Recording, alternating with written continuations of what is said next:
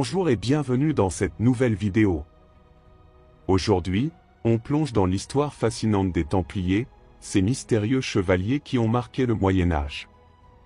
Leur ascension fulgurante, leurs secrets, leur chute brutale. Et les légendes qui les entourent continuent de captiver le monde. Était-ce simplement un ordre militaire religieux, ou les gardiens d'un trésor caché et de mystères inavouables? Restez bien jusqu'à la fin, car vous pourriez découvrir des détails que l'histoire a préféré garder dans l'ombre. Alors, asseyez-vous confortablement et laissez-moi vous emmener dans cette aventure hors du commun. Mais attention! Ce que vous allez entendre pourrait bien changer tout ce que vous pensiez savoir. Abonnez-vous et activez la cloche, car cette histoire ne fait que commencer. Prêt à lever le voile? Allons-y! Les secrets codés des Templiers. Les Templiers, célèbres pour leur rôle militaire et spirituel, étaient aussi des gardiens de secrets. Mais comment communiquaient-ils en toute sécurité à travers l'Europe et la Terre Sainte? L'ordre aurait développé des codes et des systèmes de cryptage pour protéger ces messages, un art qui préfigure la cryptographie moderne. Aujourd'hui, nous plongeons dans les mystères des codes secrets des Templiers et leur impact sur l'histoire de la communication.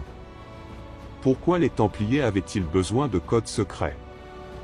À leur apogée, les Templiers géraient un réseau immense de commanderies, de routes commerciales et de forteresses à travers l'Europe et la Terre Sainte. Protéger leur communication était essentiel, que ce soit pour des raisons militaires, économiques ou spirituelles. Point clé. Réseau étendu. Les Templiers avaient besoin de transmettre des informations à travers un réseau complexe qui s'étendait sur plusieurs continents, depuis les champs de bataille en Terre Sainte jusqu'aux centres financiers en Europe. Risque d'espionnage. En pleine période de croisade, les messages interceptés pouvaient tomber entre les mains des ennemis, qu'il s'agisse des forces musulmanes ou d'autres puissances chrétiennes concurrentes. Protection des richesses et des documents. Les Templiers transportaient de l'or, des lettres de change, et des documents stratégiques, les messages codés assuraient leur confidentialité. Préservation des secrets spirituels.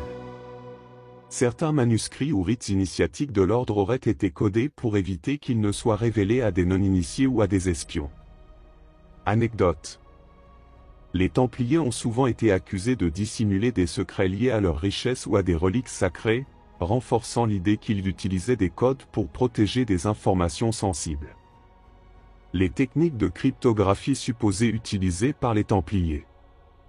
Bien qu'aucun code templier complet n'ait été formellement identifié, plusieurs indices suggèrent que l'ordre utilisait des techniques de cryptage sophistiquées pour son époque. Point clé. L'utilisation de symboles. Les Templiers auraient utilisé des symboles codés, comme des croix stylisées, des étoiles, et des lettres imbriquées pour transmettre des informations cachées. L'écriture chiffrée. Certains manuscrits médiévaux attribués aux Templiers contiennent des formes de substitution de lettres ou des alphabets alternatifs, une technique courante en cryptographie médiévale. Le code des chiffres. On suppose que les Templiers utilisaient des systèmes numériques basés sur des séries simples ou des correspondances avec des lettres. Influence orientale. Exposés à la culture islamique en Terre Sainte, les Templiers auraient appris des techniques mathématiques et cryptographiques avancées utilisées par les savants arabes, comme les cryptogrammes dérivés des mathématiques. Anecdote. Dans une commanderie en France, des gravures de croix entrelacées ont été interprétées par certains chercheurs comme des codes utilisés pour transmettre des messages secrets entre les membres de l'ordre. Les symboles gravés et messages cachés dans les commanderies. Les commanderies templières, au-delà de leur fonction militaire, étaient aussi des lieux où des secrets étaient cachés.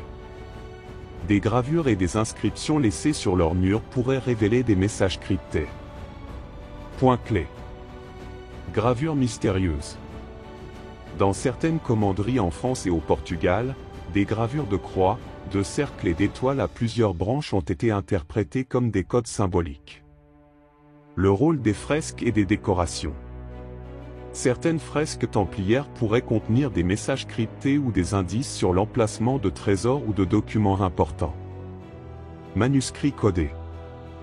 Des textes attribués aux Templiers, bien que rares, comportent parfois des abréviations ou des séquences qui semblent dissimuler des informations derrière des codes simples. Anecdote. À Tomar, au Portugal, une croix templière gravée dans une pierre aurait été associée à des coordonnées dissimulant un dépôt secret, selon une légende locale. Le rôle des Templiers dans l'émergence de la cryptographie médiévale. Les Templiers ne se sont pas contentés d'utiliser des codes pour leurs besoins, ils ont aussi contribué à l'évolution des techniques cryptographiques, influençant les pratiques des siècles suivants. Point clé. Les précurseurs de la cryptographie européenne. L'utilisation de codes par les Templiers a pu inspirer des cryptographes ultérieurs, comme ceux employés par les monarques européens ou les sociétés secrètes comme les francs-maçons. L'influence des savoirs orientaux. Grâce à leur contact avec les érudits arabes, les Templiers auraient introduit des concepts mathématiques et cryptographiques en Europe, notamment des systèmes basés sur des séries géométriques ou numériques. Transmission via les ordres dissous. Après la dissolution de l'ordre, certaines de leurs pratiques secrètes, dont la cryptographie, auraient été intégrées par des groupes comme les hospitaliers ou les francs-maçons. Anecdote. Certains chercheurs avancent que les codes utilisés par les francs-maçons au XVIIIe siècle pourraient trouver leurs origines dans des systèmes cryptographiques employés par les Templiers. Héritage et fascination moderne autour des codes templiers. Les codes et secrets des Templiers continuent de fasciner, inspirant des théories, des œuvres de fiction, et des recherches archéologiques en quête de vérité cachée. Point clé. Les Templiers dans la culture populaire. Des œuvres comme Da Vinci Code ou Assassin's Creed mettent en avant l'idée que les Templiers étaient des maîtres des codes secrets. Les recherches archéologiques. Des fouilles récentes dans des commanderies visent à découvrir des manuscrits ou des gravures susceptibles de contenir des messages codés. L'influence sur les sociétés secrètes. Des groupes comme les Rose-Croix ou les francs-maçons revendiquent un héritage spirituel et symbolique lié aux pratiques cryptographiques des Templiers. Anecdote. En 2020, un chercheur portugais a affirmé avoir découvert un code géométrique caché dans une chapelle templière, qui pourrait indiquer l'emplacement d'un trésor perdu. Les maîtres des secrets. Les Templiers, en tant que gardiens de secrets et d'informations précieuses, ont contribué à l'évolution de la cryptographie médiévale. Si leur code reste en grande partie enveloppé de mystères, leur quête de protection et de discrétion a influencé les pratiques de communication sécurisées pour des siècles.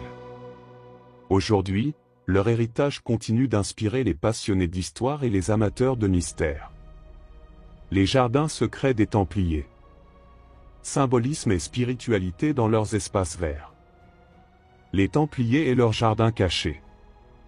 Lorsque l'on pense aux Templiers, on imagine leurs armures, leurs épées, et leurs forteresses imprenables. Mais derrière les murs de leur commanderie, un autre monde existait, celui de leurs jardins secrets. Ces espaces verts n'étaient pas de simples potagers, mais des lieux chargés de spiritualité et de symbolisme.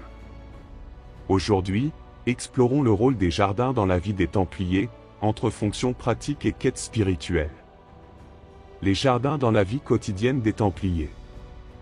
Les jardins des Templiers avaient d'abord une fonction pratique, fournir de la nourriture et des plantes médicinales pour leurs membres et les pèlerins qu'ils accueillaient. Mais ces espaces jouaient également un rôle plus profond dans leur mode de vie. Point clé. Alimentation. Les jardins templiers produisaient des fruits, des légumes, et des herbes qui constituaient l'essentiel de leur régime alimentaire, basé sur la simplicité et la frugalité. Plantes médicinales.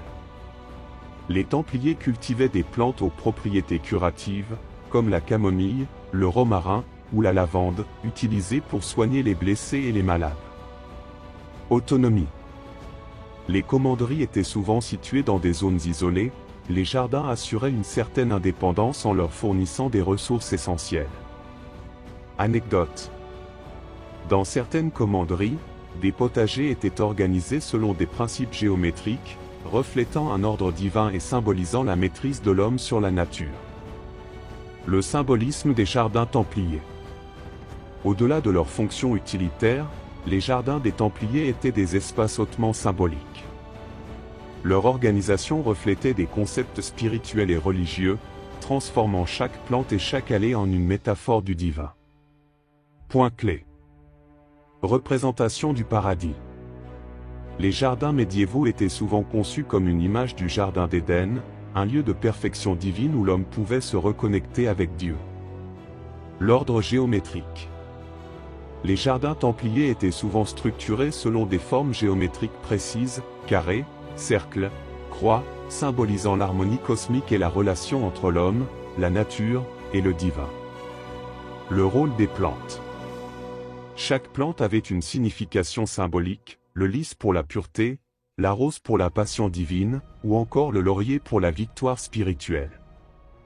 Un espace de méditation. Les jardins servaient de refuge pour la contemplation et la prière, un espace où les Templiers pouvaient se retirer du tumulte de leur mission terrestre. Anecdote.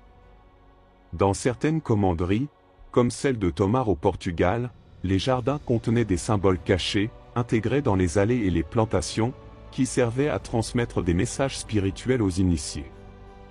Les plantes médicinales et leurs usages spirituels.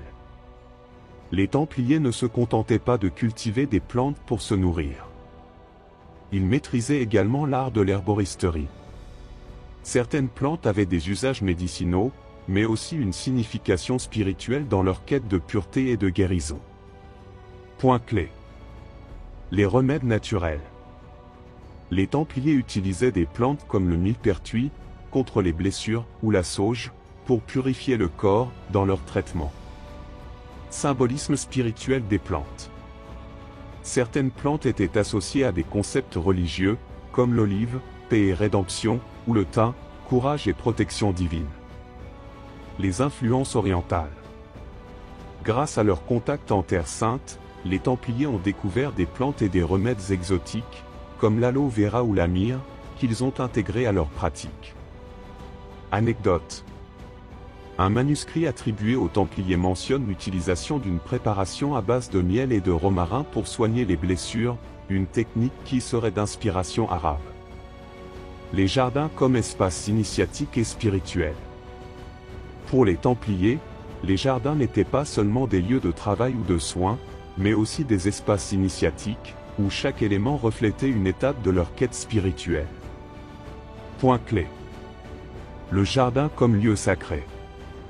Les jardins templiers étaient souvent perçus comme des microcosmes du monde divin, où chaque détail avait un sens spirituel. Le rôle des labyrinthes. Certains jardins incluaient des labyrinthes végétaux, symbolisant le chemin de l'âme vers Dieu, un parcours initiatique semé d'obstacles. Le silence et la méditation. Les jardins offraient un espace de tranquillité où les Templiers pouvaient se concentrer sur leurs prières et réfléchir à leur mission divine. L'eau comme symbole de vie. Les fontaines et les bassins présents dans certains jardins représentaient la purification et la vie éternelle. Anecdote. Dans la commanderie de Villemagne, en France, des fouilles ont révélé les vestiges d'un jardin clos avec une fontaine centrale, symbolisant la source de vie spirituelle. Héritage des jardins templiers dans les traditions modernes. Les jardins templiers, bien que peu connus, ont laissé une empreinte durable sur l'architecture paysagère et la spiritualité. Aujourd'hui, on retrouve leur influence dans certains jardins monastiques et même dans des parcs modernes. Point clé. Les jardins monastiques. Les monastères chrétiens ont adopté des principes similaires, intégrant des plantes médicinales et des symboles spirituels dans leurs jardins. Influence sur l'art paysager. Les formes géométriques et les labyrinthes utilisés par les Templiers ont inspiré des jardins à la française et d'autres styles européens. La fascination contemporaine. Certains passionnés et chercheurs recréent aujourd'hui des jardins templiers pour explorer leur symbolisme et leur dimension spirituelle. Anecdote. Au Portugal, un jardin moderne inspiré des Templiers a été conçu pour refléter les principes de la géométrie sacrée et inclut des plantes médicinales historiques utilisées par l'ordre. Les jardins, reflets d'une quête spirituelle. Les jardins des Templiers étaient bien plus que des espaces utilitaires. Ils étaient des reflets de leur quête spirituelle et de leur vision du divin dans la nature. Aujourd'hui, ils nous rappellent que même dans leur rôle de guerriers, les Templiers cherchaient la paix intérieure et l'harmonie, un héritage qui continue de nous inspirer. Le prochain épisode. Dans notre prochain épisode, nous explorerons un autre mystère templier. Les Templiers et les étoiles. Leur utilisation de l'astronomie pour la navigation et la construction. Les Templiers et les réseaux souterrains. Tunnels, cryptes et passages cachés. Restez avec nous. À très bientôt.